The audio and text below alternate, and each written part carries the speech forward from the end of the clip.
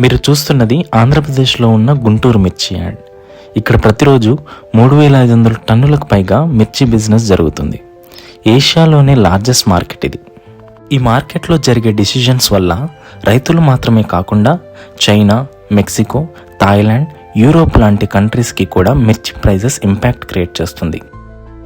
అసలు ఈ మిర్చి గుంటూరుకి ఎలా వచ్చింది? అలానే కొందరు బిలియనైట్స్ అవుతే మరికొందరు సర్వైవ్ అవ్వడానికి ఎలా స్ట్రగుల్ అయ్యారో కంప్లీట్గా గుంటూరు మిర్చి బిజినెస్ గురించి ఈ వీడియోలో ఎక్స్ప్లెయిన్ చేస్తాను. 15th సెంచరీలో పోర్చుగీస్ వాళ్ళు ఇండియాకి చిల్లీస్ని పరిచయం చేశారు. మిర్చి కన్నా ముందు మన ఇండియన్స్ బ్లాక్ పెప్పర్ని యూజ్ చేసేవారు. గుంటూరు ఏరియాలో సాయిల్ అలానే క్లైమేట్ కండిషన్స్ బాగుండడంతో ఈ మిర్చి పంట పర్ఫెక్ట్గా సెట్ అయింది.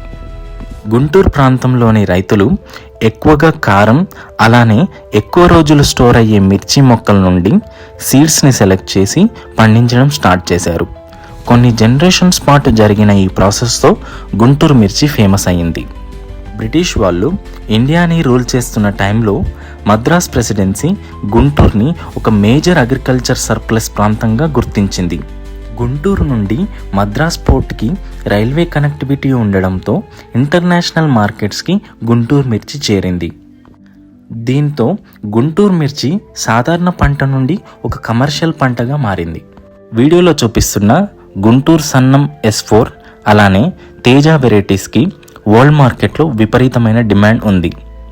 కేవలం మిర్చి అమ్మడం మాత్రమే కాకుండా ఇక్కడ ఓలియోరేసిన్ ఎక్స్ట్రాక్షన్ కూడా ఒక బిగ్ ఇండస్ట్రీ.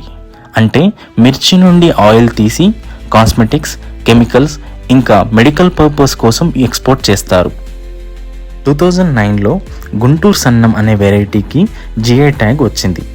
దీంతో గ్లోబల్ మార్కెట్స్లో ఈ బ్రాండ్కి వాల్యూ ఇంకా పెరిగిపోయింది. మార్కెట్లో తేజ వెరైటీని ఎక్కువగా ఎక్స్పోర్ట్ చేస్తుంటారు. దీనికి హీట్ పవర్ ఎక్కువ ఉండడంతో చైనా వాళ్ళు వీటిని పిచ్చిగా కొంటుంటారు. 1990 నుండి 2000 మధ్యలో గుంటూరు చుట్టుపక్కలోని కోల్డ్ స్టోరేజ్లు వేగంగా పెరిగాయి. దీనితో ట్రేడర్లు మిర్చి స్టోర్ చేసి మార్కెట్లో సప్లై ఇంకా ప్రైజింగ్ని ఇన్ఫ్లుయెన్స్ చేశారు. దీనితో ఇది మెల్లిగా డిమాండ్ అండ్ సప్లై ప్రైజింగ్ నుండి అంచనాల ఆధారిత బిజినెస్గా మారింది.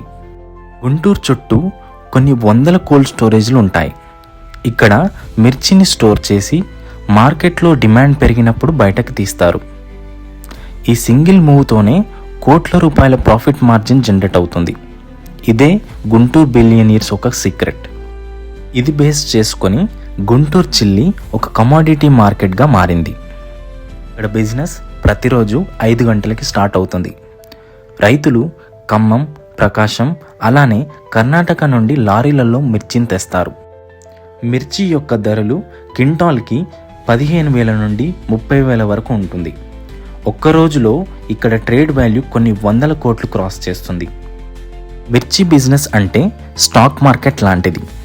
ఈరోజు క్వింటాల్ 18,000 ఉంటే రేపు అది 25,000 అవ్వచ్చు. ప్రమోద ఎగ్జిమ్ ఇంకా వైభవ్ ఇండస్ట్రీ లాంటి ఎక్స్పోర్టర్లు ఇక్కడ సింపుల్ ట్రేడర్స్గా స్టార్ట్ అయ్యి ఇప్పుడు ఎంటైర్ వరల్డ్ స్పైస్ మార్కెట్ని కంట్రోల్ చేస్తున్నారు. ఇయర్స్ కొద్దీ రైతుల అనుభవం, ట్రేడర్స్ యొక్క నెట్వర్క్స్, ఇన్ఫ్రాస్ట్రక్చర్ అలానే ప్రపంచవ్యాప్తంగా ఉన్న నమ్మకంతోనే గుంటూరు మిర్చి బిజినెస్ ఇప్పటికీ టాప్ ప్లేస్లో ఉంది. గుంటూరు మిర్చి అంటే ఒక స్పైస్ మాత్రమే కాదు, లక్షల మంది రైతుల కష్టం, వేల మంది ట్రేడర్స్ బిజినెస్ లాజిక్. ఇలా గుంటూరు మిర్చి అనేది ప్రపంచంలోనే ఒక పెద్ద మార్కెట్గా మారింది.